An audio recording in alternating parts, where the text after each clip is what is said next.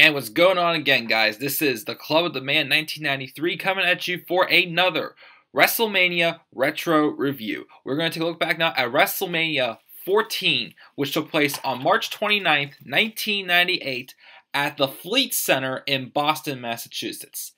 I gotta say, I think this one so far, which I know I'm getting closer to WrestleMania 17, which lots of people tell me that WrestleMania 17 is the best of best. But I think right now, my best is definitely WrestleMania 14. An awesome show. I know I haven't really watched any Raws or anything from the Attitude Era. However, this was the beginning of the Attitude Era, and trust me, I can see why this was one of the most successful times in wrestling history at the time. The reason why I gave this a little bit of an edge over WrestleMania 12 is WrestleMania 12 was amazing as well. But this show featured a lot of stars who in the Attitude Era, like Stone Cold Steve Austin, The Rock, Triple H. The first one with D-Generation X. Who else? Owen Hart was still around. Let's see who's all in this WrestleMania. We had the Legions of Doom, Ken Shamrock, Sable, Goldust, the New Age Outlaws, Mick Foley, Undertaker and Kane, and then, of course, HBK and Stone Cold Steve Austin. But these were like the guys who made the Attitude Era what it was. And Vince McMahon, these were the years I keep saying, the talent was thin. WCW and ECW as well was starting to, develop around these times as well. And Vince McMahon knew, hey, we've taken the crowd's, Vince McMahon, he was out of touch. Saying he's taken the crowd's, critique for granted, and he felt that he could just do his own things. He didn't feel threatened. Now, with WCW and ECW, he felt like, he needed to do something about it. And, he went on to not only this year was also, not only was DX formed, but also this was the year of the probably the best feud of all time, I've been told, the Austin McMahon feud as well, which I do believe does begin sometime after WrestleMania 14. So we'll probably see something involved in that feud probably next year, I'd say. But let's get right into WrestleMania 14. We started off with a 15 tag team battle royal. 15 tag teams for a 30-man battle royal. The rules are, if one of the opponents goes over the rope, then that whole team is eliminated. But the story for this battle royal was the Legion of Doom, because they had not appeared for a while. They had lost the tag titles to the New Age Outlaws, and they were assaulted by them and DX. Them and DX weren't officially together yet, but this was during the time where DX and the New Age Outlaws were starting to form an alliance, and they eventually would become part of DX. They lost their rematch after Road Dogg handcuffed Hawk to the outside of the ring. They would suffer defeats to NWA members, and they lost their final chance against the New Age Outlaws after Animal was struck with the tag titles while the referee was distracted, and they would then dissolve, and they would not be seen again until their return at WrestleMania 14. This was, though, obvious. I mean, the Battle Royal was, average. It wasn't anything special. Just, just a nice little, warm-up match to open up the show. But this was the Legions of Doom match to win, and that's what happened. The crowd loved it, and the crowd was into most of the matches this entire night. So, this is probably the lowest point of the show, but just a decent way to start off the show with a nice little Battle Royal. We then had the World Wrestling Federation Lightweight Championship. I believe this is around the time where they were trying to, insert some type of cruiserweight division, which didn't really, go off for too long. But I think the match we got here was a pretty good match. It was probably about I wouldn't say it was fantastic, but it was still a good match between these two lightweights, Taka Michinoku and Aguila. Taka Michinoku won. There's a lot of good, solid, high flying. Probably a match that could have been viewed well if it was in the Cruiserweight Classic as well from last year. But of course, I'm sure this looks like nothing compared to what we get today from the Cruiserweights. But that's what we got out of those two. Again, I don't think the lightweight division really lasted that long. They did have a legit Cruiserweight division years later, and then it disbanded, and now we have it back now. And look at it now. It's pretty much, the low card division. Not making any of these guys feel legit. But we're not going to talk about that. We're going to continue on talking about this awesome show. Now we get to the World Wrestling Federation European Championship. And it was Triple H, even though he was still being called Hunter Hearst Helmsley, but it was during 1998 where he starts, embracing more of the Triple H nickname, taking on Owen Hart. And the stipulation was China was to be handcuffed to Commissioner Slaughter during this match. Now, hearing this music and seeing Triple H come out to DX is the first WrestleMania he came out to the DX theme and the DX gimmick. I was like, this is Triple H. After seeing the past 2 years his matches against Warrior and Goldust, it's a gimmick he had with like that, like, you know, William Regal, like Englishman type gimmick. I'm like, this is not Triple H. He came a long way, and this is, you know, where Triple H, you know, was starting to, like, you know, embrace the man he really was inside the ring. But this feud with Owen Hart was actually very interesting. This was around a time because, you know, Bret Hart had left the WWF for WCW, and this is after the Montreal Screwjob. Owen had taken a brief hiatus before returning at DX in Your House, and he attacked HBK probably to get retribution from him from what happened with him and his brother Bret. He would then go on the feud with Triple H over the European Championship, which was apparently a Christmas present from HBK. After, you know, like pushing him over to the edge, Triple H finally agreed to a match. But when the match happened, Goldust came into Triple H's place instead. And Hart would win the match, but Commissioner Slaughter found that Goldust's disguise was convincing, so he then rewarded the European Championship to Owen Hart. And then Hart would have a few matches like for a couple weeks after that, but then Chyna would interfere just to, like, you know, it seemed like she was trying to help Hart keep the belt, but it was just to set up and hurt Owen, so that way she knew in times to come, when the right time was right, Triple H would come out and offer an impromptu match against Owen Hart, in which he did, and this is also during a time where he did suffer a kayfabe leg injury, and then when he accepted the challenge from Triple H, Chyna struck his leg with a baseball bat, and this led to Triple H getting the title back. So this was more so Owen Hart's rematch, pretty much, but since, you know, Chyna has had a history of interfering matches, and Chyna's not a woman to mess around with, as I said last year. She was a big woman, like 5'10", probably 200 some pounds. She was buff. Like, if you had short hair, put short hair on her, you would not have guessed this woman was a woman. She was a big woman. But she was handcuffed to Sergeant Slaughter.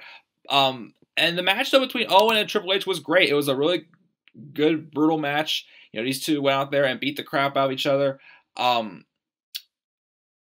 then Chyna would get involved, though, however, as, you know, she tried inching her way towards the ring, but Slaughter kept holding her back, so they both handcuffed together. She would then, like, throw, like, some powder or something in Slaughter's face so he couldn't see. And then when, you know, Owen had turned his back, was near the ropes, Chyna had hit him with the low blow, which then led to Triple H hitting him with the pedigree to pick up the victory and retain the European Championship.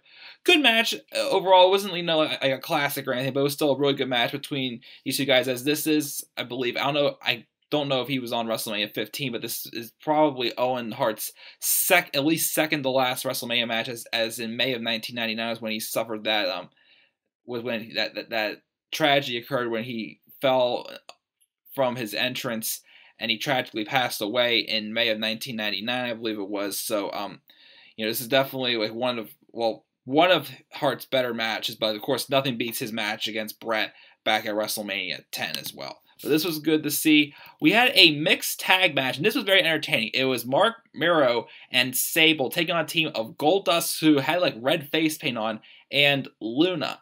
This was a very entertaining match. This match, though, was more based around Sable. At the time, Sable was becoming very popular, you know, with her wrestling and her other work outside the wrestling as well, with her modeling and whatnot. She was definitely, you know, a good figure at the time.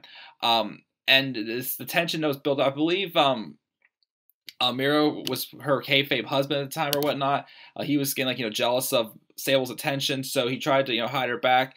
But then, you know, Luna was then also, like, you know, like despising Sable as well. Her jealousy as they started brawling. And then then we had some tension built between Mark Mero and Goldust as well, and then this leads them challenge to a mixed tag match, and it was great. Again, it was mainly based off, you know, Sable. Like, Sable was so over the crowd. The crowd was just going nuts whenever she in there, and she had great wrestling as well. We haven't really seen too much women's wrestling in the early WrestleManias. You know, Alundra Blaze match against whoever, I can't remember who she faced a couple WrestleManias ago, was definitely probably the best women's match. But this is definitely probably the best show I saw of women's wrestling, especially after those first couple ones we saw, the first WrestleManias. They were not athletic at all. No offense, not trying to sound sexist, but it was not good women's wrestling. This was good wrestling. It had like a power bomb and then the TKO finisher. That's how they won the match. But yeah, just an amazing. This was an entertaining mixed tag match, one of the better ones I've probably seen in my days wrestling. And Mero and Sable get the victory after Sable gets the pinfall victory. There also was a time too in the match wherever Goldust was like inadvertently pushed into Luna, causing him to hit her, and I think Sable got some offense on Goldust as well. But this is overall fun match. I think Goldust actually goes to WCW for a year after this, but didn't work out too well. But he does come back to WWF. But just a side note. But once again, another good match. Although I know we don't see I don't really see too much more from Goldust on WrestleMania going forward, as he does slowly start to get lost in the shuffle and become one of the most underrated talents we have on the roster, like he is today. But still, entertaining match here. Another guy who compared from last year, my goodness, was he a lot more over this year. Well, not really over. He was a heel now, but this was where he was starting to become the superstar he was today. The World Wrestling Federation Intercontinental Championship match. It was at that time The Rock. I think he was still called Rocky Maivia, but he was slowly transitioning into his role of just The Rock, taking on Ken Shamrock. And the stipulation was The Rock can lose the belt through disqualification, as him and the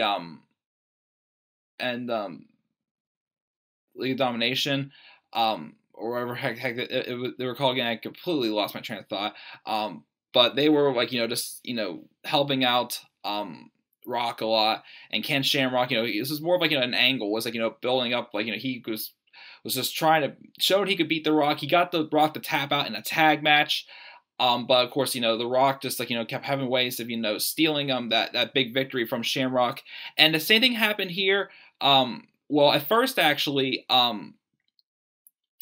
Shamrock actually did defeat The Rock, but then he's tried to continue to his angers, everything that he had been through with The Rock. I got to him. He started, he wouldn't break hold of his submission, the ankle lock that he got The Rock to tap out to, and then he started tossing around officials. He just snapped. So because of that, they reversed the decision and put the title back on The Rock. But this is more of an angle, but this was one of those moments where it's okay, it wasn't the clean finish, but it meant a lot because he finally gave it to The Rock of all he deserved.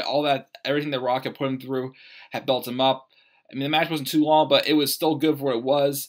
And he still got the final word on The Rock, just giving him all the payback for everything he had put him through. So, I mean, I found that acceptable. It was still good angle as well to do. So that's why I still give this a really good rating as well. But this match, and with The Rock, being a heel, finally embracing his elements, and then leading down to in a couple years when he becomes a corporate champion as well. That's where he is at his best. But this was just the beginning of The Rock finally, getting to that role he was, compared to last year when he was Rocky Maivia. That just was a terrible gimmick, and no one liked it at all. So good that The Rock is getting on track here. We then have the World Wrestling Federation Tag Team Championship Tornado Dumpster Match. It was the New Age Outlaws, Billy Gunn and Road Dogg. Oh, you didn't know? Taking on a team of Chainsaw Charlie and Cactus Jack. Of course, watching this, it just makes me think of the dumpster match we just had earlier this year, which was Braun Strowman and Kalisto. And Kalisto won just by pushing Braun to the dumpster. He just stood in there. The lid didn't shut. But in this match, the lid had to shut. This match though was entertaining though. It was one of this is a time where Mick Foley was performing the three gimmicks: Mankind, Mick Foley, and Cactus Jack. But he was Cactus Jack in this. Him and Terry Funk, which was Chainsaw Charlie, were this is their type of match. This was their bread and butter. Street fights, the weapons and everything. Like kind of like how Dean Ambrose is today. It was Mick Foley's bread and butter, and a dumpster match was as well worth it. I believe we do read that they do get involved with the feud with the New Age Outlaws whenever they were also involved with a big feud at the beginning of the year when it was built up to the match between Shawn Michaels and Stone Cold Steve Austin. As you know, D-Generation X was, you know, the faction just, you know, being there for HBK in this build.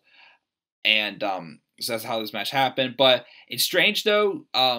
Cactus Jack and Chainsaw Charlie won the match. However, they didn't get the tag titles because they put them in a different dumpster. It was a dumpster in the back. They beat down New Age Outlaws, that they were able to dump them into the dumpster with a forklift, which that was cool. However, they couldn't get in the tag titles because they still won the match. You know, strange finish, but again, it was still a fun match for what it was. I'll also give it to them. Good match. And then we have WrestleMania Streak Match 7. This is probably by far Undertaker's best match at WrestleMania. What a story this was. Because, as I said in the last video, Paul Bearer was no longer the manager for The Undertaker. He was with Vader, I think, last year. But it said I heard that he was supposed to be manager for somebody else. And I wasn't 100% sure, but I thought right. This was before, around the time whenever Kane first made his way to the World Wrestling Federation. And I know a lot of people give Kane crap today because he's really, you know, ran his miles, but Kane was awesome when he first came into the WWF.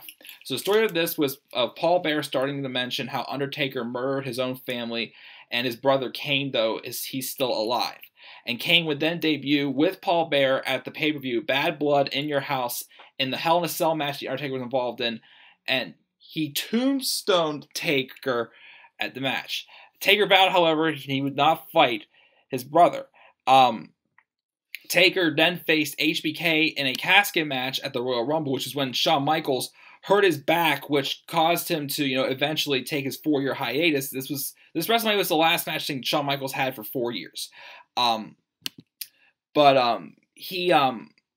Kane came out, as DX had said that Kane was joining DX, but then it led to just Kane actually siding with Undertaker and assisting him briefly until Kane would then lock Taker in the casket and set it on fire, showing that he killed Undertaker, which again is, you know, storytelling at its finest, and Vince going all out knowing that he needed to get ratings.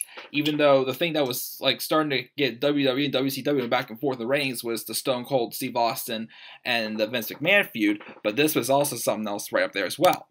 So time would go by, and then Kane would have a match against Stone Cold like a few weeks later, but then Undertaker, however, would return during a match when Taker's music hit and lightning struck the casket.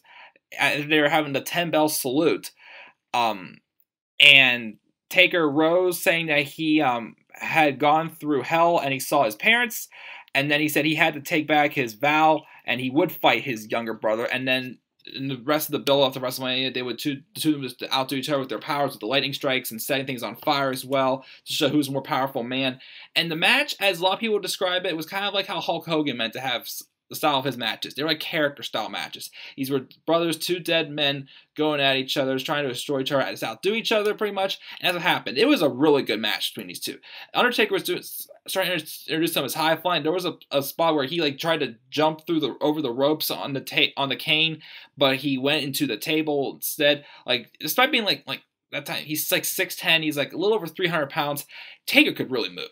And Kane could as well. But also, what made, these both legitimate monsters, it took Kane 3 tombstones it took 3 tombstones on Kane to finally put Kane away for Undertaker to get the victory. And also for this match, this was the first of a couple times where Pete Rose appeared at WrestleMania as well, and Kane would come out and tombstone him. But those were famously known for as well. Pete Rose is now in the WWE Hall of Fame, I believe, but he's not in the Major League Baseball Hall of Fame because of his gambling issues, so that's a shame.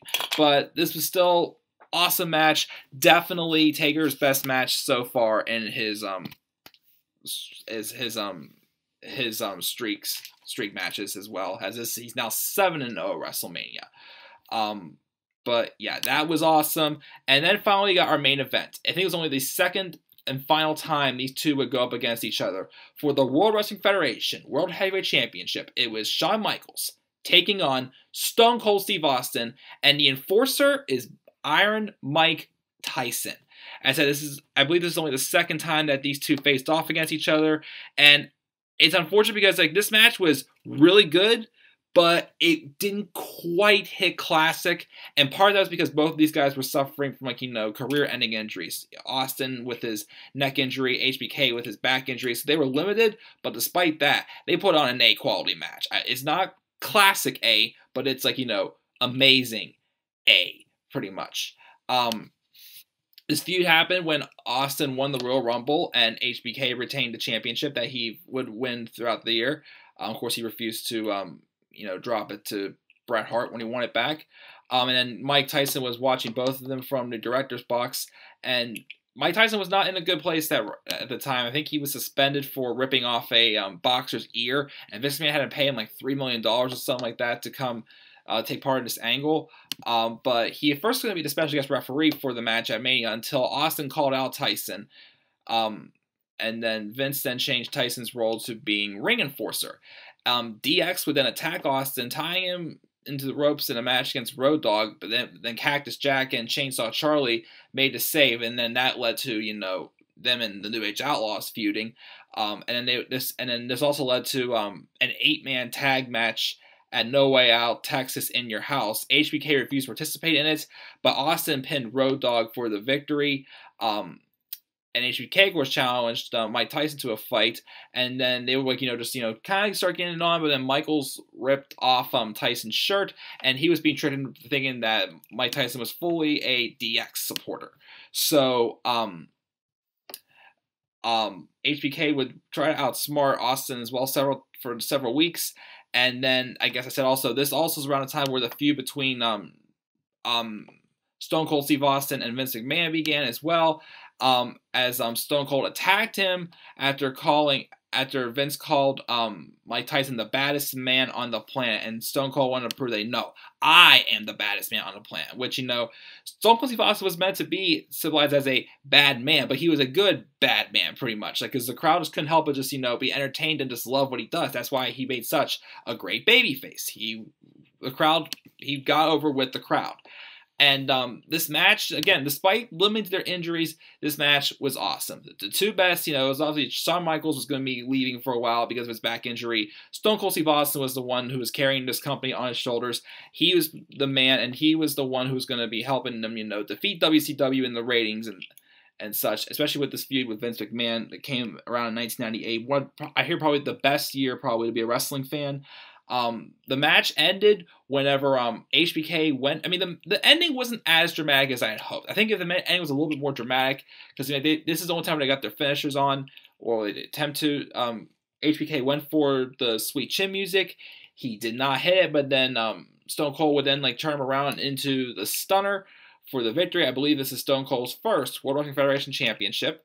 And then after the match, since Mike Tyson had made the 3 count, HBK snapped like, I thought you were on my side and whatnot. He thought he was going to help him win, because at the beginning of this match, Triple H and Chyna were out there, but then the referee, ejected them from ringside, so DX was out there to help HBK, and then when Shawn Michaels thought that it would be Mike Tyson helping him out, he snapped at him, he pushed him, and then Tyson just knocked him out. And then, Austin had a good celebration for victory, and that's how the show went off the air. This is also one of the last WrestleManias, I believe, I'm not sure how long 15 is, that was under 3 hours. I believe they do start getting longer from here, like 3.5, 4 hours again. But I'm sure most of the ones we have coming up are bearable to sit through as well. Most of them. Not all of them, but most of them. But that is it for WrestleMania 14. Again, this was the beginning of the Attitude Era. A lot of stars the stars were really reaching their highest, or at least starting to reach their who they became, that made the Attitude Era so great. So that is why I'm considering this so far the best WrestleMania I have seen. I've given this a really strong B+. What grade would you give WrestleMania 14? Leave your thoughts down in the comment section below. And as always, please click that like, subscribe. Please click that like and subscribe button for more content to come to this channel. Make sure to also follow me on Twitter at TheManAirboy93, and I'll see you in my next review, which will be WrestleMania 15. Until then, guys, have a great night.